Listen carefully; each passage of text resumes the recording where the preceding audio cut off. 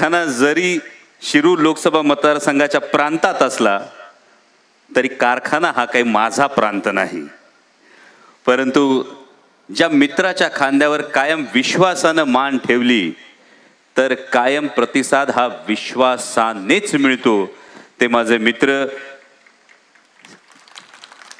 सत्यशील दादा शेरकर. मला वाटतं की राजकारणात समाजकारणात पाऊल ठेवण्याआधीपासून स्वर्गीय सोपान शेठ शेरकर असताना पासून म्हणजे लहानपणी शेठबाबांना तर शेठबाबांची जीभ बघितली की वडील नमस्कार करायला थांबायचे तेव्हा कुतूहलाने शेठबाबांकडे बघायचो. त्यानंतर समाजकारणात पाऊल ठेवायच्या आधी स्वर्गीय सोपान शेठ शेरकर यांच्या घरी येणं जाणं वेगवेगळ्या कार्यक्रमांच्या निमित्ताने होतं आणि तेव्हापासून जपलेलं नातं कोणतंही पद कोणतंही राजकारण बाजूला ठेवून एक सच्चा मित्र काय असतो त्याचं अप्रतिम उदाहरण म्हणजे सत्यशील दादा शेरकर आहेत. मी कारखान्याचं मनापासून अभिनंदन करतो या प्रकल्पासाठी.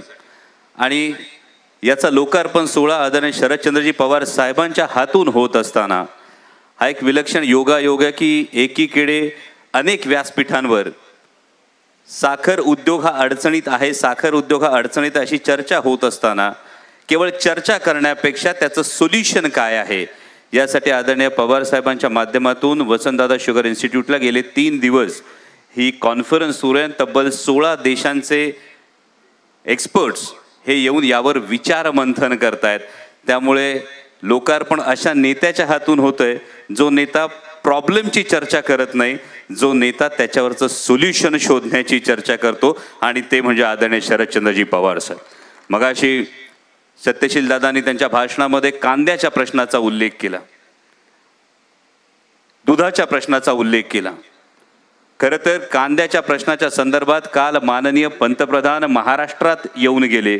माननीय पंतप्रधानांकडून फार मोठी अपेक्षा होती. विशेषतः काळाराम मंदिरामध्ये माननीय पंतप्रधान महोदयांनी स्वच्छतेचा संदेश दिला, मॉप करून स्वच्छतेचा संदेश दिला. स्वच्छतेच्या संदेशाविषयी कायम अभिमान आहे, अभिनंदन आहे, परंतु सर्वसामान्य कांदा उत्पादक शेतकऱ्यांच्या अपेक्षांवर मात्र बोळा फिरवला हे दुर्दैवानं म्हणावं लागतं. परवा एका शेतकरी बांधवाने एक मेसेज केला, तर मेसेजमध्ये त्यांनी इतकं सोपं सांगितलं होतं की 2013 साली साहेब 700 रुपये क्विंटलनी कांदा घातला होता, परवा सुद्धा 700 रुपये क्विंटलनी कांदा घालावा लागला निर्यात बंदीमुळं. 2013ला DAPची बॅग 560 रुपयाला होती, आता 1600 रुपयाला झाली. लागवड मजुरी 5000 रुपये होती, ती 11000 झाली. तेव्हा 2013ला पेट्रोल 60 रुपयाने टाकत होतो, आता 110 रुपयाने टाकावं लागतं. आणि केवळ कांदा उत्पादक शेतकऱ्याची व्यथा नाही, सोयाबीन उत्पादक शेतकऱ्याला 2013 मध्ये 6000 रुपये क्विंटल भाव मिळत होता, आज 5000 रुपये क्विंटल भाव आहे.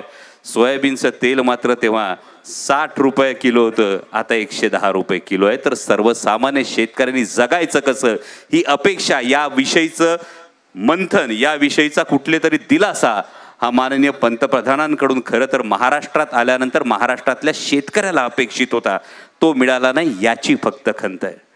म्हणजे आता दूध उत्पादक शेतकऱ्यांची जर अवस्था बघितली, दुधामागं गेल्या 6 महिन्यात जर 10 रुपये नुकसान झाला हा जर विचार केला तर विचार करा भावांनो, 26 लाख लिटर दिवसाचं कलेक्शन आहे पुणे जिल्ह्याचं. म्हणजे सर्वसामान्य शेतकऱ्याचं, दूध उत्पादक शेतकऱ्याचं दिवसाचं नुकसान होतं 2,60,00,000 रुपये, महिन्याचं नुकसान होते जवळपास 80 कोटी रुपये. आणि आता गेले 6 महिने हे दर पडलेत तर पुणे जिल्ह्यातल्या सर्वसामान्य शेतकऱ्याचं नुकसान झालंय जवळपास 500 ते 550 कोटी रुपयाचं.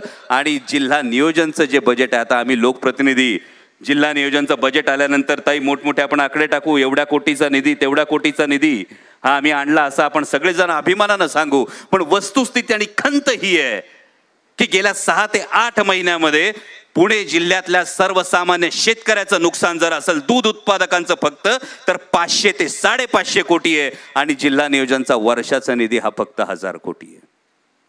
याला वाचा फोडली पाहिजे, याच्याविषयी बोललं पाहिजे, ही भूमिका मांडली पाहिजे. आणि ही शेतकऱ्याची भूमिका मांडत असताना शेतकरी आक्रोश मोर्चा जेव्हा निघाला तेव्हा आदरणीय साहेब आपण जेव्हा कृषी मंत्री होतात तेव्हाच्या प्रसंगाची आठवण आली की तेव्हा भारतीय जनता पक्षाचे नेते कांद्याचे भाव वाढले म्हणून कांद्याच्या माळा घालून संसदेत येत होते। जेव्हा आम्ही शेतकरी आक्रोश मोर्चासाठी फिरत होतो तेव्हा ठिकठिकाणी शेतकरी ही कांद्याची माळ देत होते आणि कांद्याची माळ देऊन आठवण करून देत होते की फरक बघा। म्हणजे आता जेव्हा शेतकरी आक्रोश करतोय तर केंद्र सरकार कांद्याची निर्यात बंदी लादतेय, निर्यात बंदी उठवत नाहीये आणि शेतकऱ्याचं कंबरडं मोडतंय। पण आदरणीय पवार साहेब जेव्हा कृषी मंत्री होते तेव्हा विरोधी पक्षाचे तेव्हाचे भारतीय जनता पक्षाचे नेते हे गळ्यात कांद्याच्या माळा घालून आले तरी पवार साहेबांनी सांगितलं मी निर्यात बंदी लादणार नाही, माझ्या सर्वसामान्य शेतकऱ्याच्या ताटात माती कालवणार नाही। आणि हा विश्वास सर्वसामान्य शेतकऱ्याचा आदरणीय पवार साहेबांकडून आहे आणि म्हणूनच आपण सगळेजण पवार साहेबांचं मार्गदर्शन ऐकण्यासाठी उत्सुक आहोत। मी पुन्हा एकदा कारखान्याच्या सर्व संचालकांना, सर्व सभासदांना आणि माझे मित्र सत्यशील दादांना मनापासून शुभेच्छा देतो।